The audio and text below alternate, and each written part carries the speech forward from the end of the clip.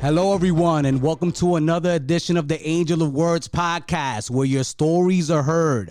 I am your host, Angel of Words, and before we get started, don't forget to punch that notification bell, subscribe, also follow us on all podcast platforms. If you want to check out the exclusive content that we have, go to www.aowent.com. For donations, you can Cash App AOWNYC.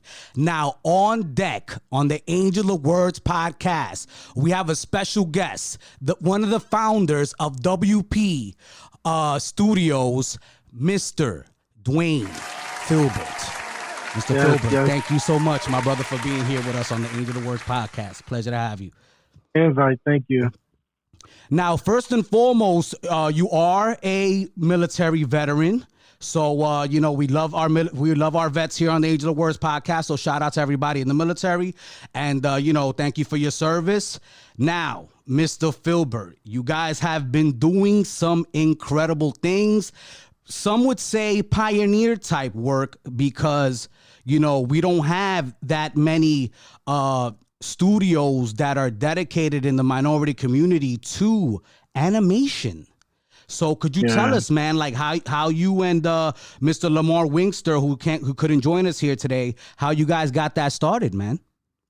Yeah, sure. Well, this all started a long time ago. First of all, Lamar is actually an older owner of WP Studios. He started in '89, I believe, when he made his first movie, and it actually went to the Can Musical Movies Awards, and it won like the whole thing. He ended up in Blackbuster Shelf, things like that. And when I came around, it was after I got off of active duty.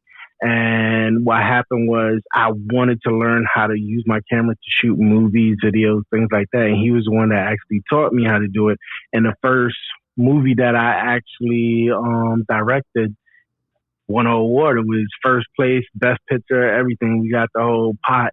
And from there, we just kept on doing it and shooting different movies here and there, short films. And last year when COVID hit and everybody had to be inside their house, me and him sat down. At least it wasn't really last year. It was the ending of last year when we started to do animation because we wanted to go that direction with comic books, things like that, which we do have some comic books out. But we sat down and was like, all right, how are we going to do this? With COVID happening, we can't really go to the studios and talk to anyone to do voiceovers and things like that. So we just worked it in and came up with ideas, different things. We had people in their house, in their closet, doing voiceovers for each of their characters and things like that. And it just became a big thing last year where we had actresses and actors reaching out to us to get on the animation scene with us, and it's just been a blessing because our motto is have faith, and all through last year that's what we was promoting. We did some PSAs for people to continue with their faith that we can get through this, that we could do it together, even though it's out there. We have to just learn how to survive. So that's how the animation scene really started. We just attacked it because COVID came in. Wow. And you know what's so crazy? I was going to ask you about the voiceover situation because I love the voices in Prodigal X and Marsoc. Is that how you pronounce it? Marsoc? Yes. Yeah. Oh man, that is great stuff. Extremely creative, man. Could you tell us how you came up with the idea? And these are your animated films, which are on YouTube, by the way, folks. Yes. Yeah, could you tell us, man, how that came about? Because I know you're in the military. It's a military-based situation, but it's also a military-based situation on Black Lives Matter and the whole social unrest and social injustice wave that's been hitting America, obviously always, but, what happened after the George Floyd situation. So could you explain to us or elaborate a little bit on how that got put together? Yeah, sure. Well, when we started Prodigal X, that was the first one that we started, the first animation. We was just teaching ourselves how to do animation because we never done it before. Like all the work that you see is just us learning how to do it, especially Lamar. He's our cook. That's what we call him inside the kitchen because he's the one that put everything together and actually have what you see now. Of course, I'm there. I'm learning the program also, but at the same time, he's like the master master chef. I'm like the major D when it comes to him. Okay. So it's it's basically when we did the Prodigal X, it was just for us to learn it, and at the same time just put a twist to our movies at that time. And then we was like, yo, if we could do this, we should just go into comic books. So we designed our first comic book, and from there we just kept on going and keep on learning it. And then after a little while, he came back and he was like, yo, look, we got Maya, we got mocap, all of these Unreal Engine and everything. We should learn them and just get better at what we do. So we've been learning all these programs and just creating more and more on them. And then what happened was, if you see how the pandemic happened, we was dealing with Space Force with Prodigal X before like Trump came out and said we're gonna design a Space Force, and like there was talks about it before, but he was like, yeah, we're gonna do it, and we actually had the animation out before then. And then all the scenarios that we were playing out, we noticed that it was actually happening in real life. So last year with Joy Floyd and everything that happened with Brianna and all of that, we was like, you know what? Let's do some PSAs that's going to be focused on Black Lives Matter, on doctors, on everything that's taking place, because people want a voice. They want to be heard. So we did a PSA for what happened with Black Lives Matter. So it starts by saying paint splatter on the streets of Black Lives Matter because of when they was trying to paint over it in DC. So the reason why we started it that way, because at the end of the day, we have to understand that it's a movement. Black Lives Matter is a movement. It's not a person. It's not a culture. It's a movement. So what we did was, as military, as people of culture, whatever ethnicity you are, whether you're from overseas somewhere or whatever, we all fought in the same war. We all fought for the same thing, and we all fought under the same flag that we live in the United States under. So we try to let them know, look, all through history, from dating back from when the military started, you always had a black person next to a white person doing something. You always had culture in the military. You have notable people in the military that are black, that are Chinese, that are Puerto Rican, that are like different ethnicities. And I fought alongside everyone. That's the first time I never even seen a Tasmanian person until I went into the military, and I'm like, there's really a Tasmania? And it was just crazy. And it was really crazy. I went to Guam and all these people were there, and I'm like, this is real. I had one guy that was with me. He's from Hell, Michigan, and his name was Taylor, military guy. I love this dude because his story was, I never seen a black guy other than Will Smith on TV until I went into boot camp. And since he went into boot camp, he was like, I love you guys. You guys are rock. It's not the same how people always describe, how people say different things that are going on in the world and we need to fight against this or whatever. He was like, everybody's just peaceful. Y'all brought me in. Like, I brought him to New York and Brooklyn, in the hood of Brooklyn, back in the days in Bushwick. And he was like, wow, they just let him in. They of course, they looked at me, oh, who's this dude? But when I explained to them, like, who he was and everything like that, they took him in. It went to the point where he did some stuff that he wasn't supposed to do with everybody. And I was like, bro, you're in the military now. We're Marines, so we're like, you know, they're going to come down hard on us, whatever. He's like, oh, I got it. And he did have it. He had a control over everything that he was doing. So he just fit right in, even though he never seen people of culture like that.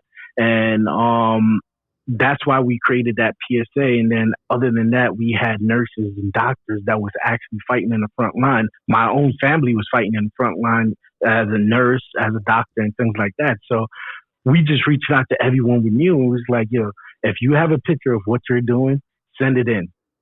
So we start getting people from different areas of the world to send in pictures to us, and we create a PSA on it where we actually highlight these people that are doing positive things in the world and showing, hey, look, they're in the forefront. Meanwhile, we're here complaining, oh, we have to stay inside in our house. We have nothing to do. These people are risking their lives. Some of them passed away. I know a lot of people that passed away because of COVID. So I understand what they was going through. So it was like, let's just honor them. Let's do these PSAs. Let's keep on doing these PSAs because we could do PSAs for so many different people and it would impact so many different people's lives the way that they look at it because now they understand the full work that everyone else is doing versus what we're doing and what they're doing and staying home. Like people are making money from staying home because they had an idea and they said, let's do it. Our idea was, let's focus on this animation and just honor people. So yeah, that's how that all started. Do you find it disconcerting though when you hear about the other side and the other views from people in the military, man?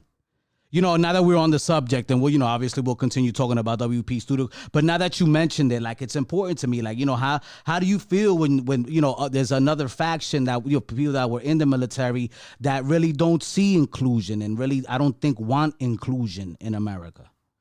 Yeah, well, for myself, I could speak for myself. Like, I've experienced where I've done certain things. I'll tell you a story. I was living in Japan, been there for 2 years in Iwakuni, Japan, and it was myself and a Navy guy. We actually went out in a tsunami and rescued 2 Japanese locals, right?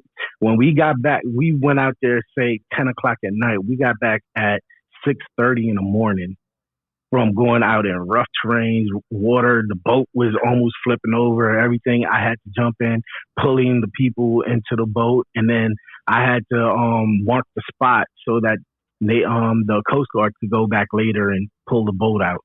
And doing all of that, the Japanese locals honored both me and him for what we did. Now the military, they honored him by giving him a NAM. A NAM is like one of the best ribbons to have on your chest if you have one.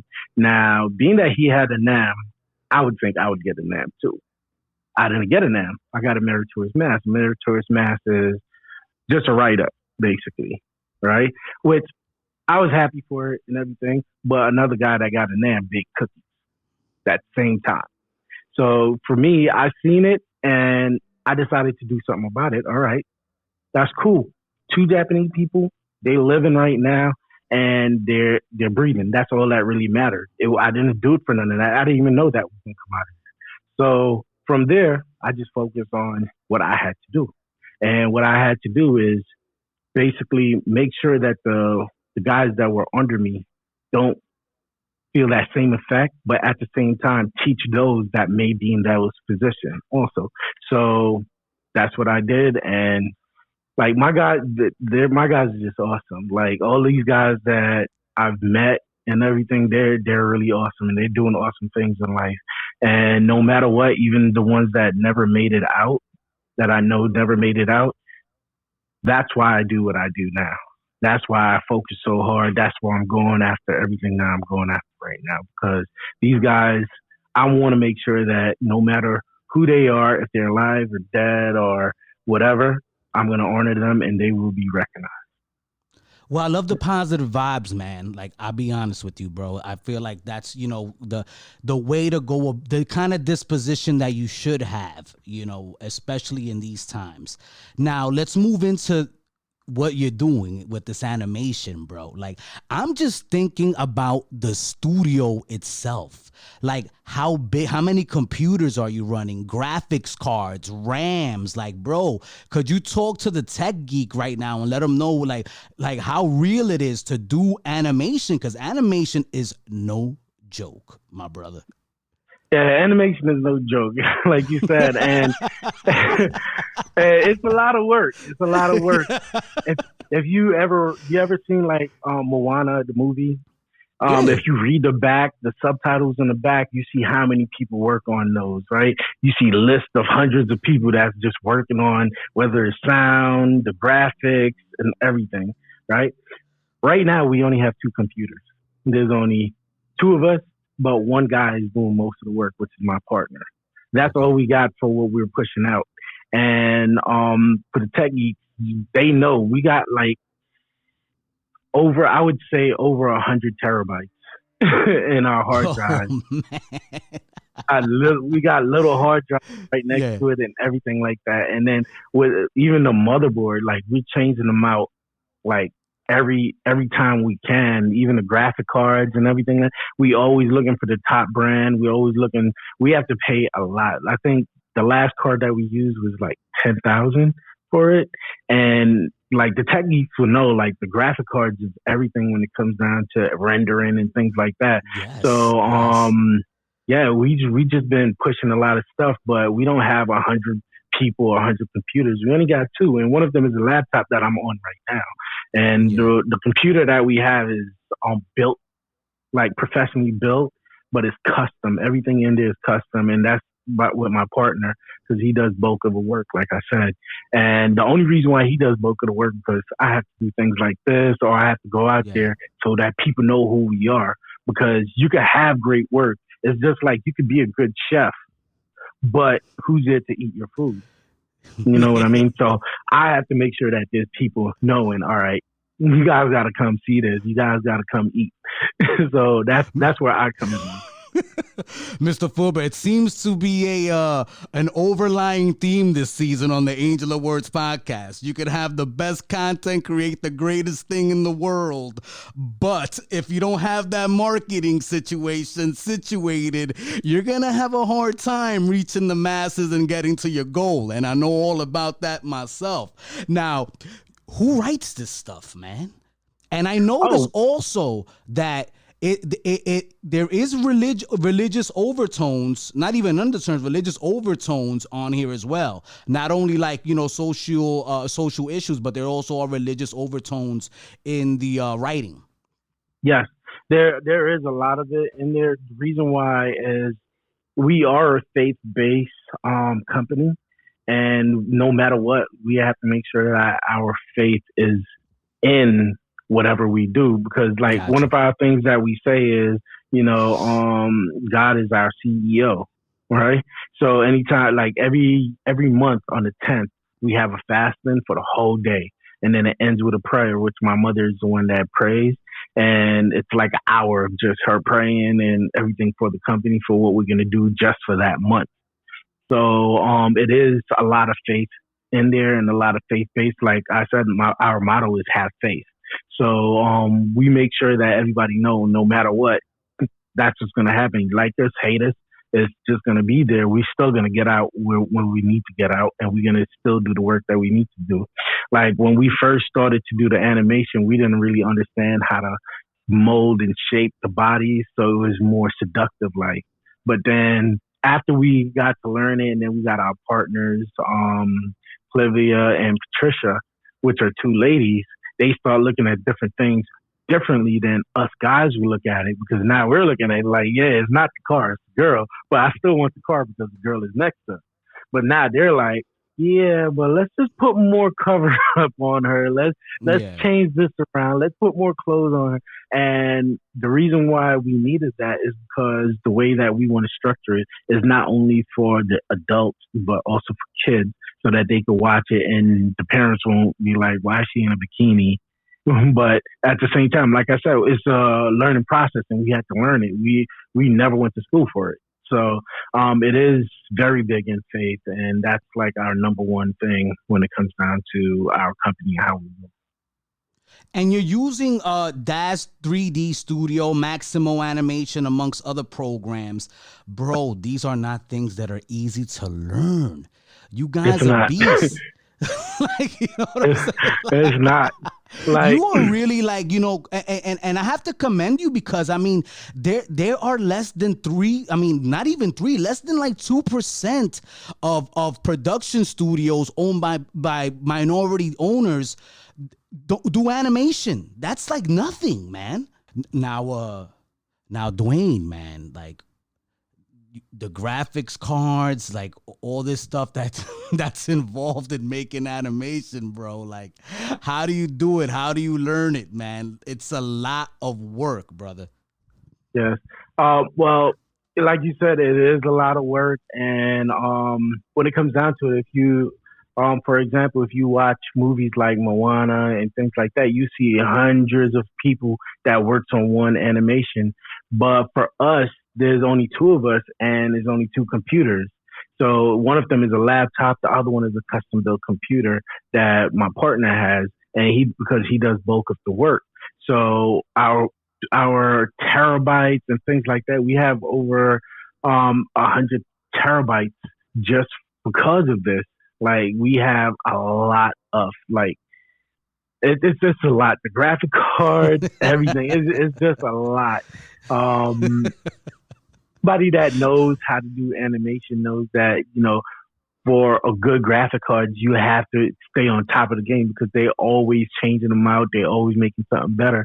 So we try to always make sure that we got the newest card that's out there so that our rendering and everything could just, go real quick. Meanwhile, we're working, it could be working on its own rendering and things like that. And plus, if you watch part one of Prodigal X, you'll see the difference between our characters versus Marsoc, where right now we're working on the characters, how they look, the lighting, things like that, because of the graphic cards levels from going from Prodigal X to Marsoc has been like changed so many times in between.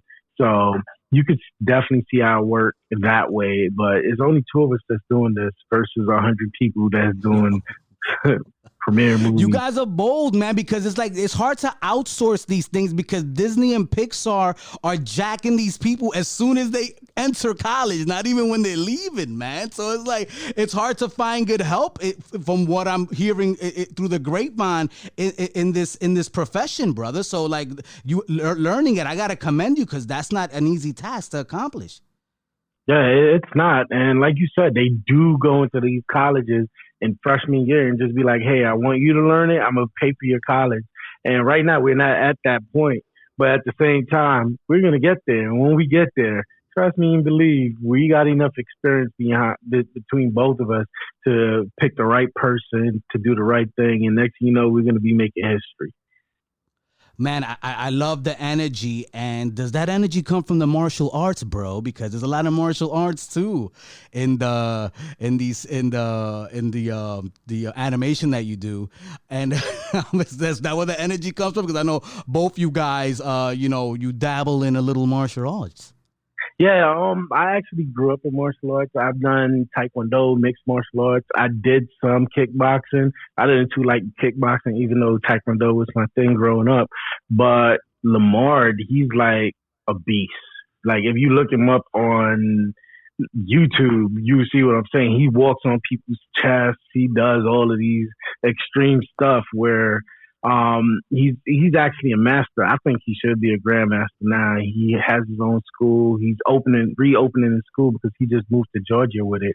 But he's a beast in martial arts. Like, I'm trying to get him to teach me some stuff. But he does Shotokan, and he's mastered that art for years since he was like a kid. And he's gonna hate me for this, but he's been doing it since the 70s. And wow. He's still doing it until now. So yeah, he's so that's crazy, man. So are you guys working from separate locations on these projects? Yeah, I'm actually in Florida. He was in New York. He just moved to Georgia, where we're gonna be switching our company. The whole production is gonna move to Georgia because a lot of people don't know this, but Georgia is like a hidden gem when it comes down to production. Especially with Tyler Perry there now and everything. It's that's like spot, that place. Yeah. And so we're actually going there to, do almost the same thing like Tyler Perry, because at least we're going to do the same thing like Tyler Perry. We're about to get this land and build on it and give people work. Oh, hold up. So that's what you're working on as well, too. So you're trying to buy property and elaborate on the studio space that you already have. Yeah, that's our goal. To get land and everything, but as you know, we have to develop products that are being purchased and things like that before we can do all of that. But that's our focus right now. Yeah, to create jobs.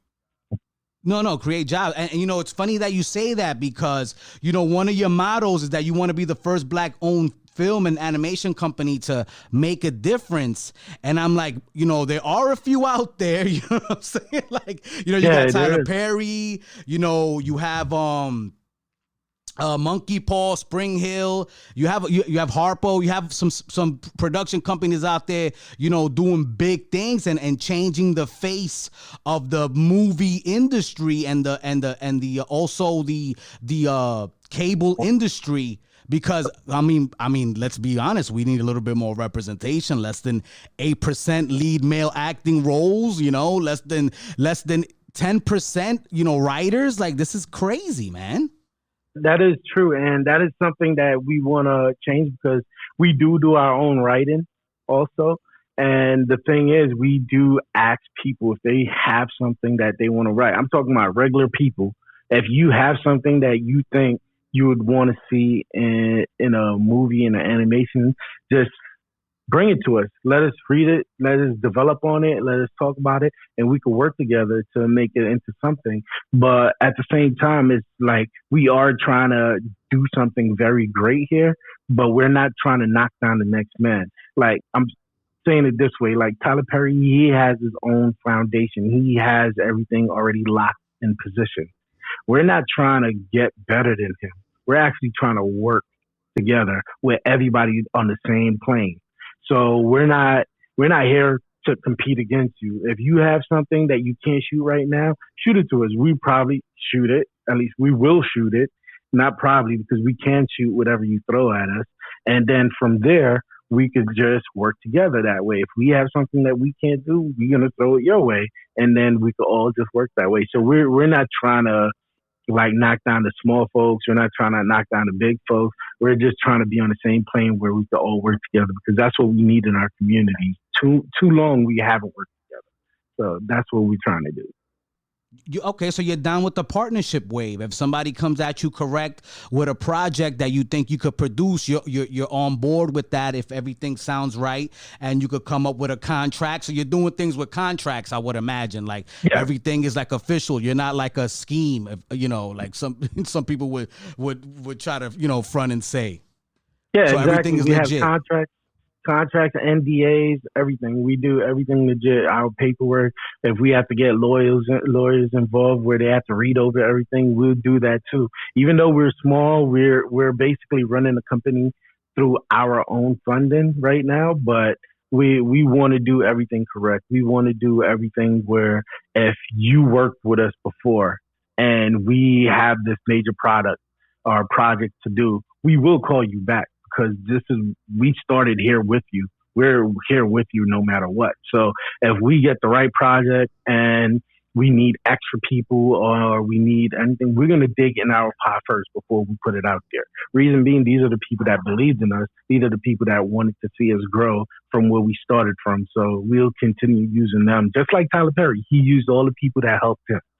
So we learn from that model, and we learn from basically what we really believe in and what we would do for somebody else in real life.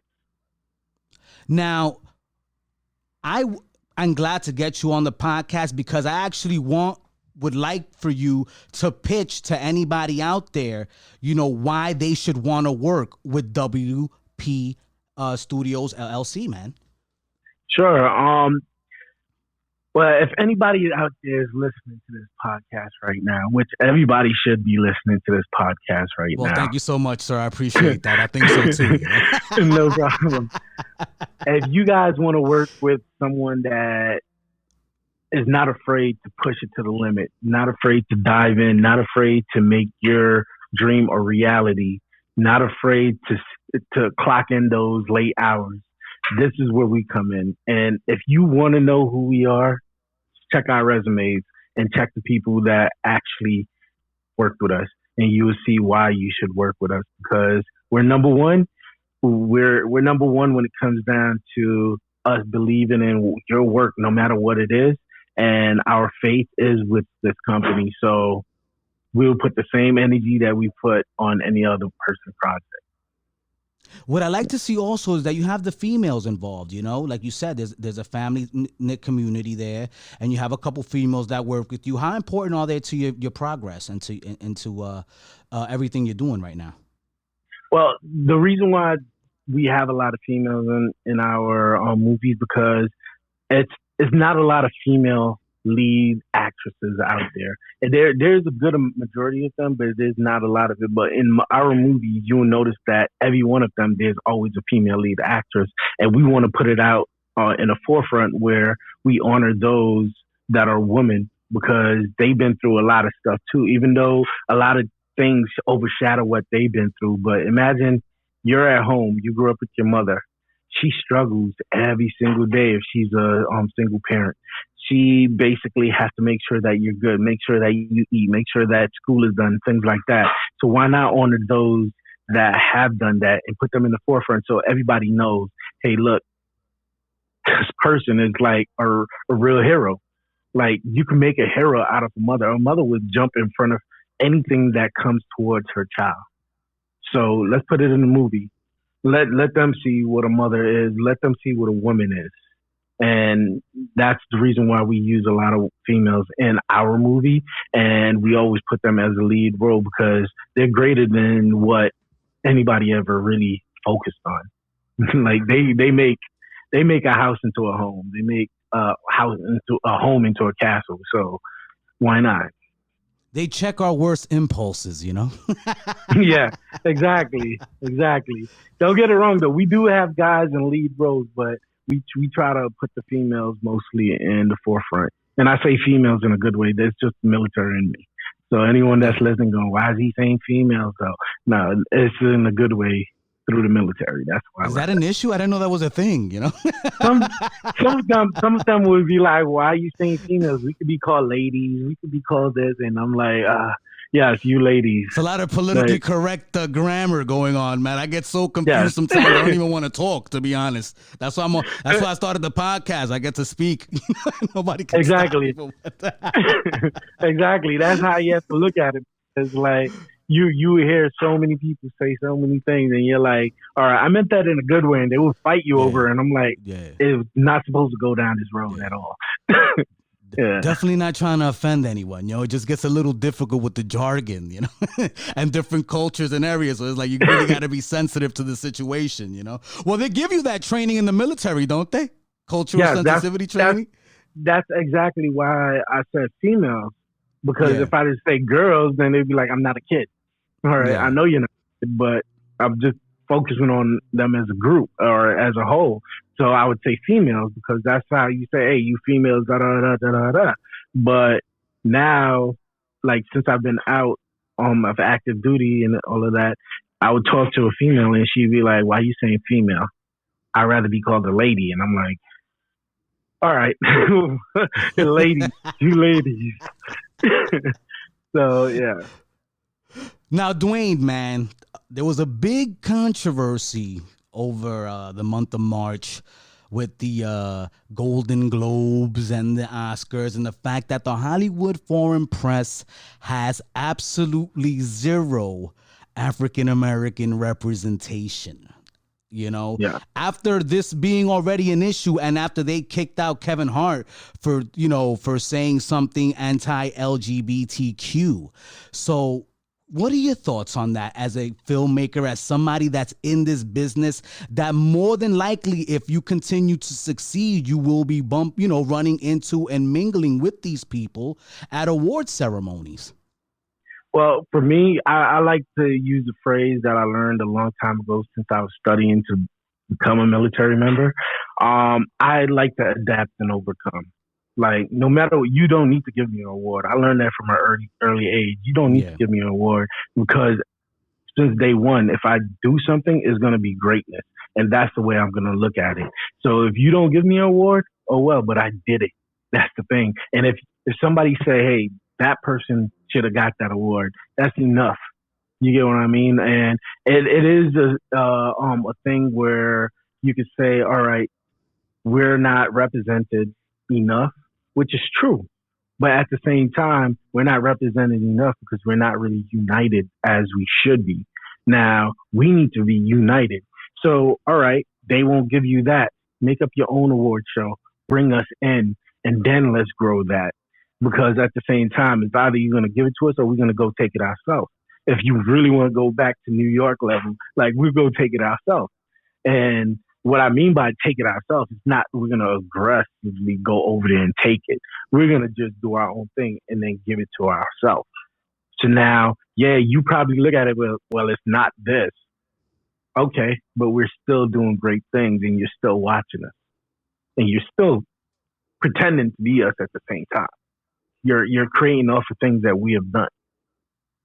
So that's the way I look at it. It's like you have to just adapt and overcome. And if we unite and we do our thing, I think that we'll do magic in this world. Nah, and Tyler Perry feels the same way. I seen an interview with him once where he's like, "Yo, I don't care if I win any Academy Awards.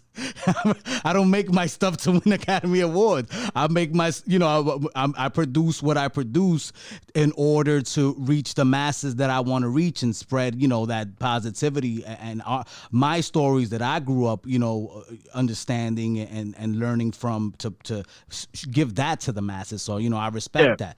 Sometimes an award doesn't mean much. Yeah, it doesn't, because at the end of the day, if you can make somebody laugh, cry, and feel emotion in what you do, you have succeeded. And that's enough as a reward. I made you feel good. I made you feel how we felt at this point. So right there, I got enough awards. For somebody to just say, you should have got that award or you did great. Yeah. That just gives, that would give me chills alone, because now I know I'm doing the right thing. So like Tyler Perry, like that's our focus. Not for the awards, but to make sure that somebody could feel emotion that we feel, and at the same time make them happy. And then at the same time, the people that are in the movie, they got paid. That's their job. They got paid. They could take care of their family. They could do certain things in life. And at the end of the day, we all stopped and we prayed. Because we're faith. We have faith. Yeah. Tyler Perry does it all the time. He prays at the end of his shows, at the beginning of his show, and we all do it. Kevin Hart prays before he goes on stage. So him right there, he locked down a whole stadium. That's honoring him right there. It doesn't matter if he's not hosting something. He could lock down a stadium and still feel the same energy that he would have got with the award. And it's in history. How important is your faith to you, man, and to the whole WP company? For all of us have a background in it. We grew up in it. Whether we have pastors in our family or even we are evangelists ourselves or something like that, it's very important. It's like we're not going to deny it. Like if you come to us and say, hey, I will only work with you if you're not there, all right, then you're not going to work with us. Would you work with people that aren't religious? Yeah, we work with everyone. The thing is, even though we have that faith as like our set in stone, our foundation and things like that, we work with everyone. But the thing is, sometimes people don't really want to work with that because they think it's going to go in that direction. But no, this is work. We're going to work. That's what it is. Yeah, what we do on our own personal time, that's what we do. But we're going to put in work no matter what, whatever set you go on. A lot of times they pray on the set anyways, because they want to make sure that it goes right. And it doesn't matter what your religion is. Practice the way you know how to practice it. But at the same time, we're going to work. We're going to put in that work. Now, Dwayne, you're also directing. Am I correct? Yes. All right. My brother, like, I don't know, these numbers are low. I mean, they're low, not for nothing, but, because we're minority, there's less of us in the population, they say, although sometimes I don't believe it. I mean, like, maybe that's because I only go to the major cities in America. But, there's only about 13% minority directors, man. Do you ever get intimidated or be like, damn, like, bro, like, maybe I'm not going to be able to make this happen for WB? Do you ever get discouraged at all? I don't, because at the end of the day, if you're discouraged, that means that you don't believe in what you do and yourself. And I'm fully 100% sure that anyone on my team across the board, you tell us, hey, I need you to direct this movie, we're going to direct it to the 100% and better, 120 if we have to make sure that it's a great movie. Even like the director of Fast and the Furious is a black guy. the way he directed it, he made it. He made it happen. And that's the same thing that we're looking at. We're looking at those that have done it before and say, hey, probably we could do that too, or we are going to do that too, because we put our all into it. So if I have to direct, even if I have to hold the boom or even do the lighting, I'm going to do it to the 120% of my abilities, and I'm going to basically be great at it.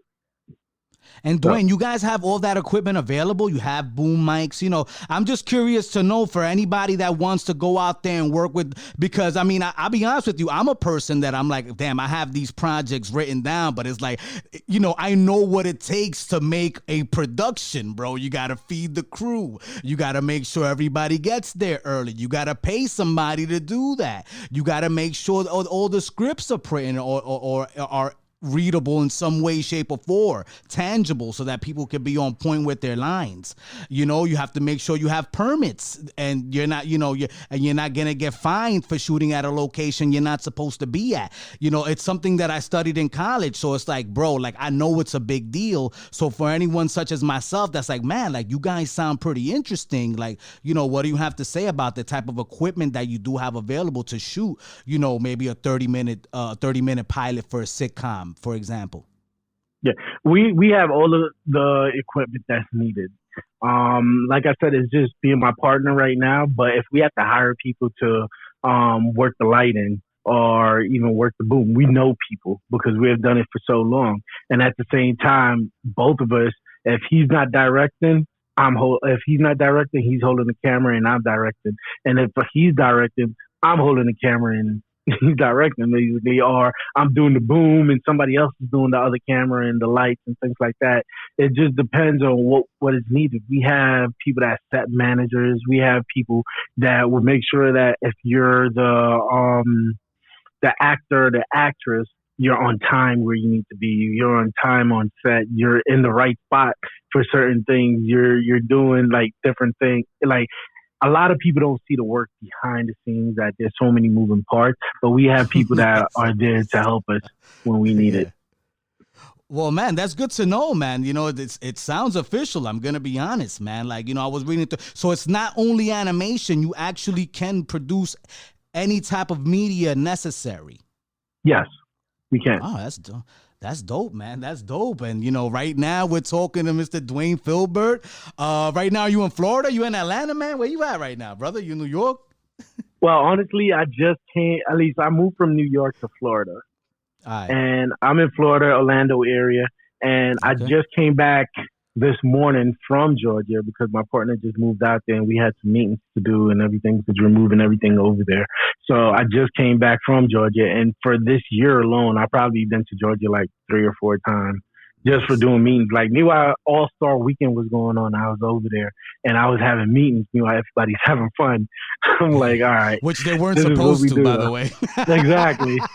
Exactly. But I went there. We did. Yeah.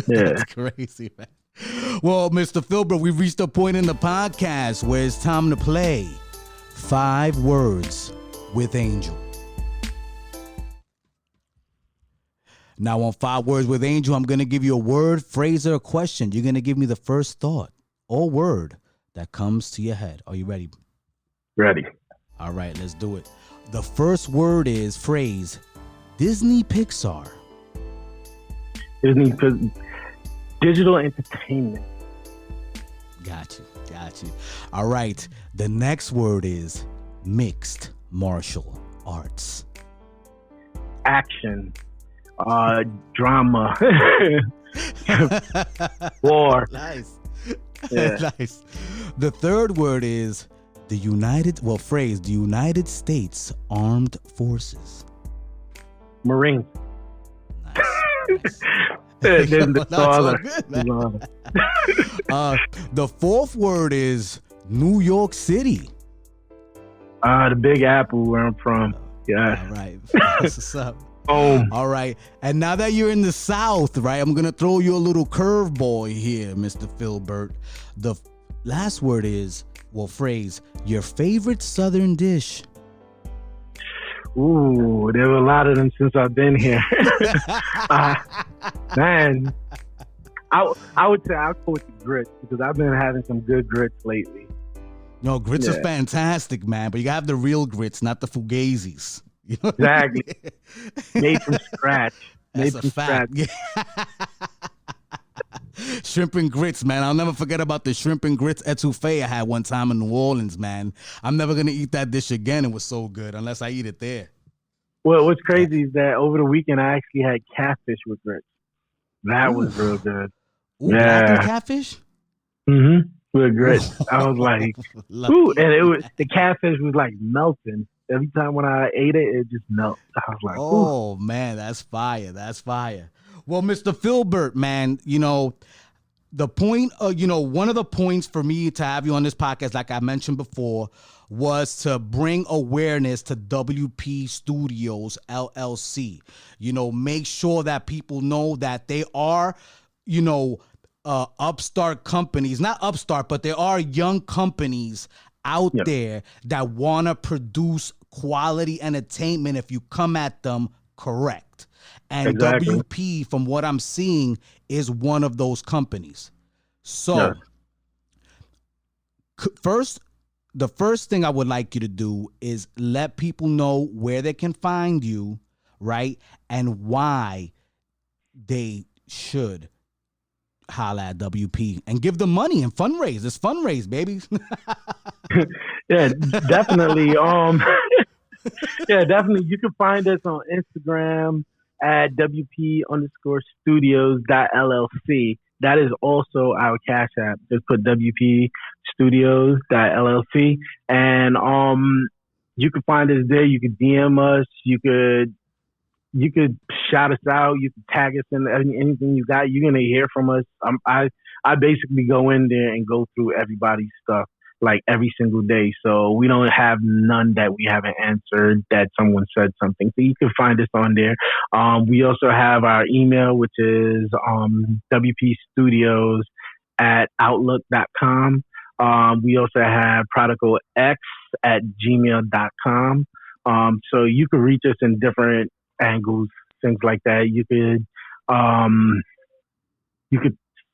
You could call us at 407-588-8486. That's our business line. You can leave us a message, things like that, and we'll answer you. Trust me. Like we're not the company that is just gonna send you the voicemail and never call you.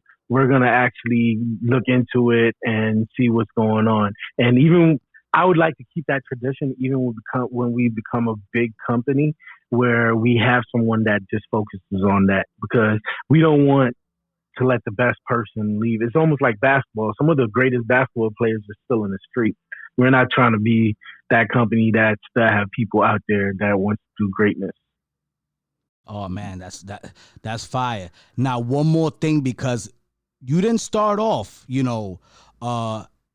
doing this. You did go into the military. Am I correct? Yes, I did. And that has been another theme here on the Angel of Words podcast. People changing careers and doing different things. And I always tell people it's never too late to start something new and go through a metamorphosis and retransform your life into whatever it is that you see.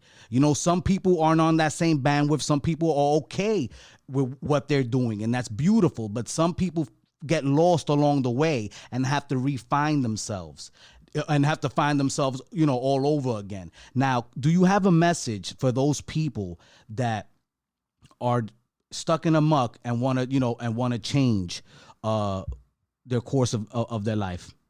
I definitely do. My message is a little story. I migrated from Jamaica, West Indies, and when I came here, I had a lisp, I had an accent, and people were saying that it was a disability. People were saying that I wasn't going to be that person where I'm going to be educated or anything like that. Right now, I have a degree. I'm an author, which tomorrow, one of my books are actually launching tomorrow. Oh, brother, please pitch that. I'll definitely do it after that. I'm an author. I actually own more than just WP. We have a clothing line. We have different things that's going on. We even have an app called Wajabi, which is a platform, like it's a mixture of different things that people are on now, different platforms that people are on now. And we do a lot for the community. We helped out people develop their own businesses. We help out people to brand themselves, things like that. We help people design their websites, their graphics that they needed, everything that's basically needed for you to succeed. We help you with that. And my message to you guys is, no matter what you put your mind to, just focus on it and see it through to the end. Because when you don't see it through to the end, that's when everybody else wins. And I refuse to let everybody else beat me in anything else since I was growing up. So, like, I joined the military because it was hard. But I joined the Marines since it was hard. That's what people were telling me. Oh, you'll never make it. That's the Marines. I'm going to go do it then. I've been training for the Marines since I was 9. That's how focused I was. And when I got in, to me, it was cakewalk, but I loved the adventure. I loved the stuff that I went through. But at the same time, it was a passion that I had to conquer and set goals that I can reach, and then set more goals that are out of my way so I can focus on that and I can do more. As for my book, people said that, oh, you wasn't a good writer, you wasn't doing this and that. But this was when I was younger. But now I own a book. Now it's going to be launching tomorrow. It's called Rainbow's Day Out. It's actually a children's book. And the reason why I wrote it is because my daughters. And it's honoring them. And at the same time, when you read the book, there's a lot of science activities in there, and you can see a lot of sight words in there also. And I did that because I was focused on kids and growth. My youngest daughter is 2 going on 3. So I want to make sure when she's growing up, she has that in her hands, because I didn't have that. I didn't have somebody that was there to say, hey, look, you need to do this. My mother always worked. She tried to make sure that I could read, I could do math and all of that. My mother's big in math. So she was always like, you got to do this, you got to do that. Yeah. But now I have to find a way to do it for my job. So that's one of the reasons why we're doing it. It's on Amazon. It's called Rainbow's Day Out. It's my full name, Dwayne T. Philbert. You can find it on there. And yeah, it's launched tomorrow. Man, jack of all trades over here, Mr. Dwayne Philbert. Thank you, my brother, for, hopping on the podcast, spreading that positive energy, letting us know about WP, man. I'm very excited for what you guys got coming to the masses in the future. And, I just look forward to your success, my brother. Thank you for coming on and spreading that good gospel. Yeah, thank you for the invite. And I would definitely let other people know about you, because I think you're doing great things. The Angel of Words is going to be more popular than you think. Or if it's not popular enough, it's going to be more popular than it is now.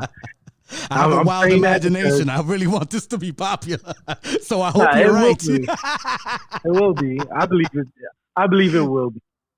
Thank you, my brother. Thank you. I can see it. I just have that feeling.